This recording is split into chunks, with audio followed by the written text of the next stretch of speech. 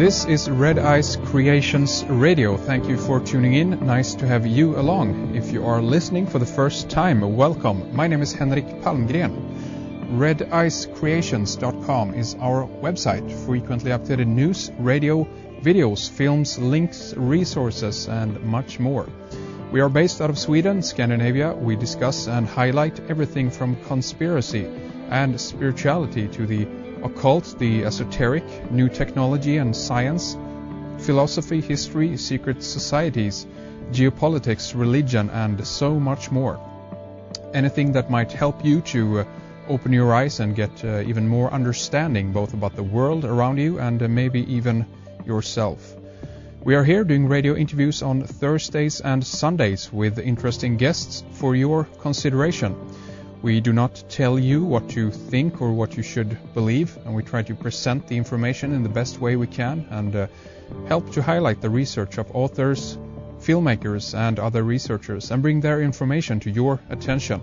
And we think that you should make up your own mind about these subjects that we cover. Question the material, continue the search for yourself if you find it interesting.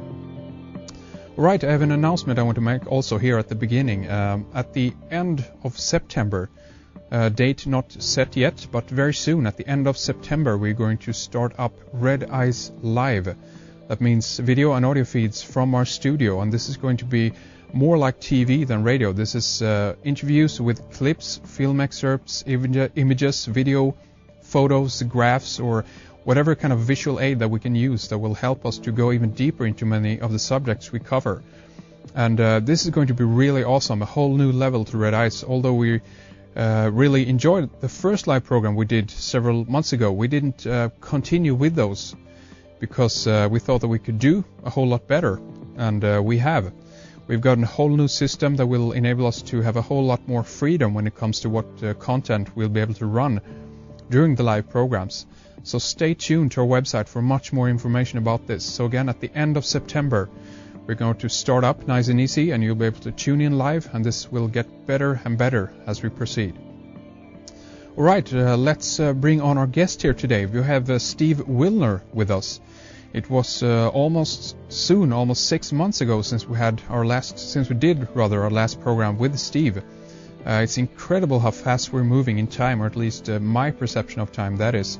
It really doesn't feel that long, but anyway, Steve is of course a video artist extraordinaire that covers all things esoteric, occult, and synchromistic.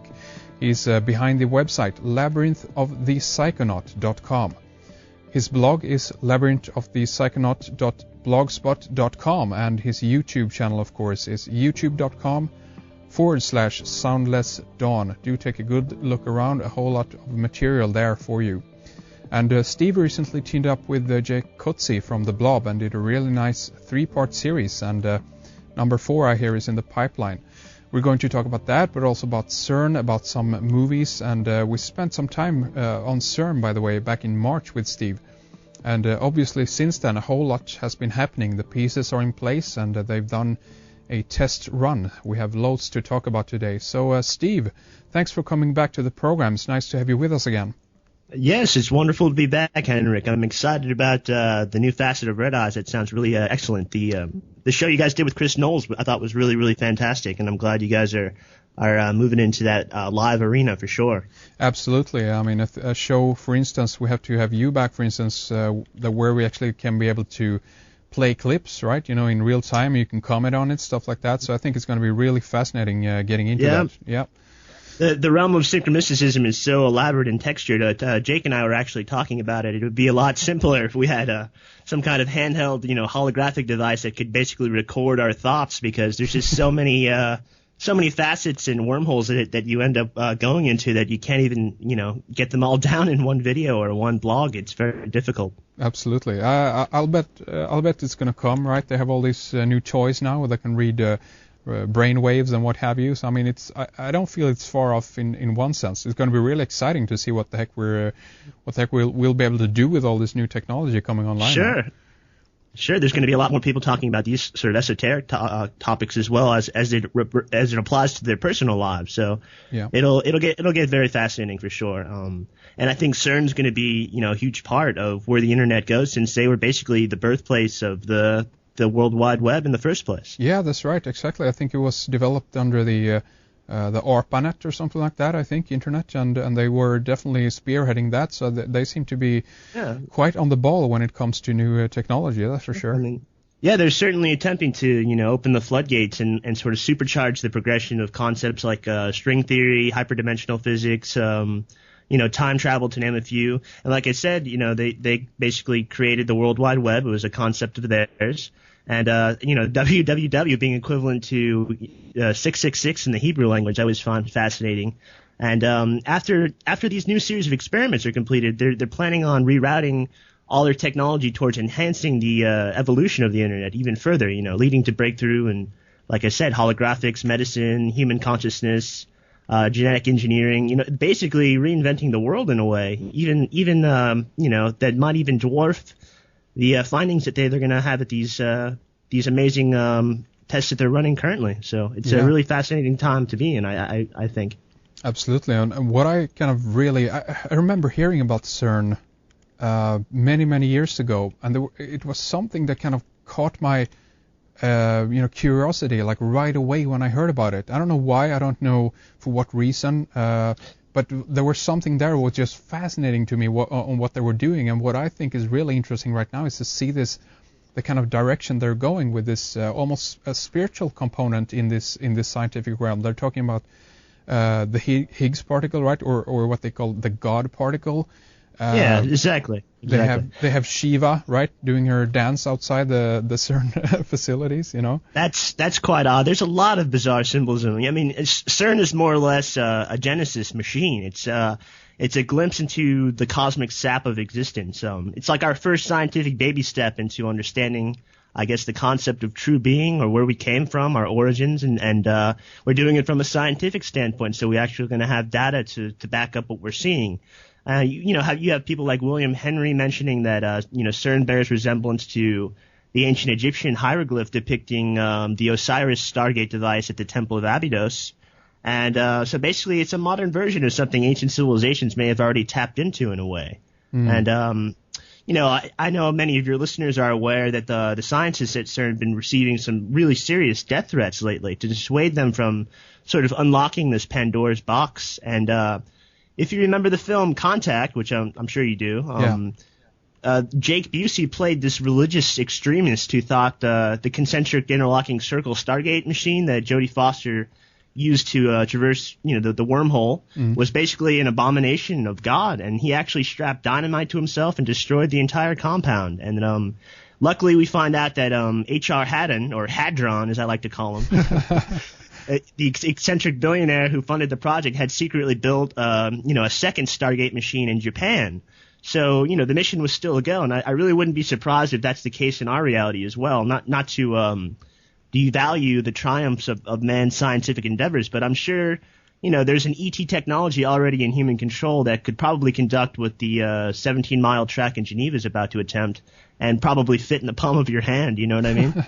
Well, exactly. I mean, we can't really know. I mean, we are speculating on this at this level, but I can just imagine what the Black Ops budget, or what these guys have been developing deep underground or whatever. Exactly. This is what's public. This is what is made to the public, and anyone that's delves into conspiracy knows that what's given to the public, what's taught in the school systems and universities, is probably 15 or 20% of what actually exists out there. So it really is. When you have something as grandiose as CERN and how large it is, and the expectations of their experiments that they're going to undertake, you just have to wonder what else is out there that isn't being talked about, Exactly.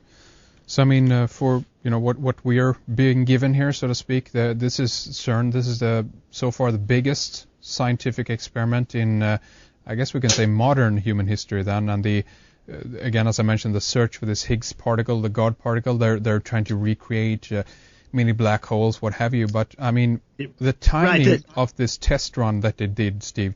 What do you think about the timing there? Well, I mean, that's just absolutely mind-staggering. Basically, the Higgs boson particle, what you're calling the God particle, is thought to be the thing that gives matter its mass. And to observe it, they're going to be colliding hadrons, or specifically protons, together at unimaginable speeds at close to Absolute Zero, I believe. And, they're naming their experiments very interesting things such as Alice, Atlas, and Totem. Alice is an obvious Wonderland rabbit hole metaphor, and Atlas is the primordial titan who supported the heavens. And Totem, which I thought was interesting, is supposedly any entity which watches over or assists a group of people, such as like a family, clan, or tribe. And, that really screams to me extraterrestrial, assistance of some kind. And, you have the test run coinciding with the 7th anniversary of 9/11, which was, in my opinion and many others, and, really started by Jake, the whole concept of being a mass ritual or a ritualistic event. Yes. When you have people basically, glaring into, well, those who understand significance of ritual magic understand the purpose behind having almost every mind in the world focusing on a pentagram within a pentagram within a pentagram, etc. And, 3 buildings that were geometrically built to represent the pyramids of Giza, all crashing flush with the Millennium Hilton building, which was purposely designed to mimic the aesthetics and meaning behind the 2001 Space Odyssey. And, the ones responsible have never come forward, but their motive has become more and more clear, through their actions and predictable behavior. And now 7 years later, almost to the date, we have another Stargate opening event or a consciousness opening event that is occurring right now on the Earth, and it's creating massive earthquakes. I mean, it itself hasn't created earthquakes, but it's speculated that the worldwide earthquakes that were reported had something to do with the test firing of their first collider beam. Right, there were, let's see here, I think it was a 6.1 in Iran, like very recently after they started up, I think. Right, but there was actually quakes, small quakes all over the world. There was, I think, a 5.4 in China, 5.1 in Chile, 4.8 in Fiji. So moderate quakes all over the place, even off of the United States, Alaska and the coast of Washington. There were small quakes, and of course there was one in Dubai, where the latest incarnation of the Tower of Babel is being built as the Burj Tower. Yeah, it's basically the largest building in the world. It's sort of a huge finger pointing directly at the gods, saying, here we are. Are you going to come down and confuse our language again this time, or are you going to let us continue our experiment? So, yeah. And there's also been tragedy, revolving around it. Believe it or not, there was a 16-year-old girl in India who committed suicide, apparently in fear of the end of the world after seeing the first test of the collider on television. So, really? Mm-hmm. This event is certainly rattling some people to their core, and I know there's been a lot of loss lately in the synchrospheres with Kent and recently with Rick Clay, and it's very strange to watch these people leave us in this time when it's sort of the nexus point when we're reaching the ecliptic and we're actually progressing towards the possibility of a new evolution, a new utopian society. So it's a very interesting threseries of events all over the world. Absolutely. I think we were talking a little bit about that they're into that they represent rather kind of new technology on what they're doing here with the CERN facility. But allegedly, I don't know if you heard that or not, there was a hacker group, was a Greek group, I think. They call themselves the Greek Security Team. Yeah, that's right. They left a rogue webpage describing the technicians responsible for the computer security at the giant atom smasher as school kids. Yeah. I read about that. They supposedly had access to the actual, experiment. They were able to turn it on or off from a website. Yeah. I don't know. I find that kind of hard to believe that a multi-billion-dollar project like this would be able to be so easily hacked. But anything's possible. It's hard to say, really. It is. Well, we'll see what's going to happen. I mean, again, they've just started this thing up basically and just done a few test runs.